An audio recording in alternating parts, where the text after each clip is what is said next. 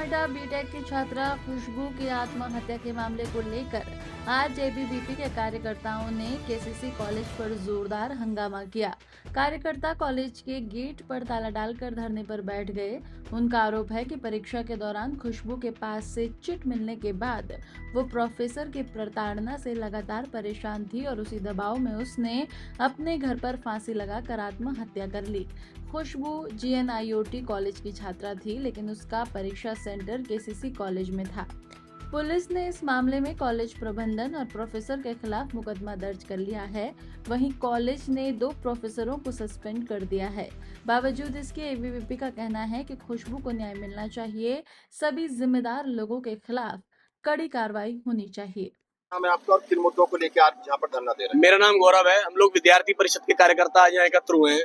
यहाँ अभी 2 दिन पहले जीएनआईटी में पढ़ने वाली बीटेक प्रथम वर्ष की छात्रा बहन खुशबू ने आत्महत्या का कदम उठाया। जब उसका आत्महत्या के करने के पीछे कारणों को जाना गया तो ये पता चला कि उस बहन का सेंटर इस केसीसी में आया था। यहाँ के उसके एग्जाम इन्विजिलेटर ने, जिन लोगों की ड्यूटी थी, एग्जाम सुपरिटेंडेंट ने उसको उसके खिलाफ द्वेष की भावना से जबरदस्ती उस पर यूएफएम लगाई।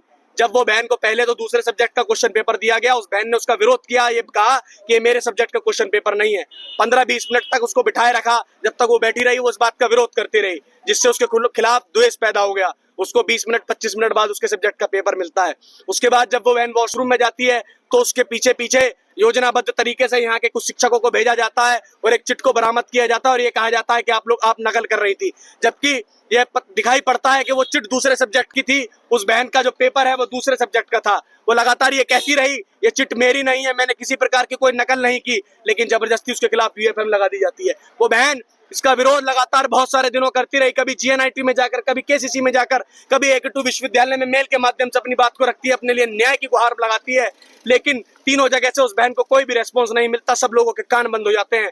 अंत में जाकर वो इस प्रकार मानसिक रूप से प्रताड़ित हो जाती है, उसको अपनी जान देनी पड़ती है। वो आत्महत्या जैसा एक भयावह कदम उठाती है। उसके बावजूद भी अब 48 घंटों का समय से ज्यादा हो गया है, फिर भी नामजद किसी के खिलाफ कोई एफआईआर दर्ज नहीं हुई है। केवल 2 विद्यार्थियों को, केवल 2 शिक्षकों को जब विद्यार्थी परिषद का प्रतिनिधि मंडल कल डीसीपी के पास गया, वहां जाकर के ज्ञापन सौंपा, उस ज्ञापन सौंपने के समय के बाद उन लोगों को कह करके योजनाबद्ध तरीके से केवल सस्पेंड कराया गया है। क्या किसी की जान की कीमत इतनी है कि केवल आप लोग उनको प्राइवेट कॉलेज से सस्पेंड कर दो? शिक्षकों को क्या जान की कीमत ये लोग लगाएंगे? आज हम लोग इस घटना में संलिप्त जितने भी प्रोफेसर हैं, जितने भी प्रशासन के लोग हैं, जब तक उनके खिलाफ हत्या की धाराओं में, हत्या करने की धाराओं में, हत्या के लिए उकसाने की धाराओं में, कड़ी धाराओं में नामजद एफआईआर नहीं होती, तब तक विद्यार्थी परिषद के कार्यकर्ता यहाँ बैठे हैं।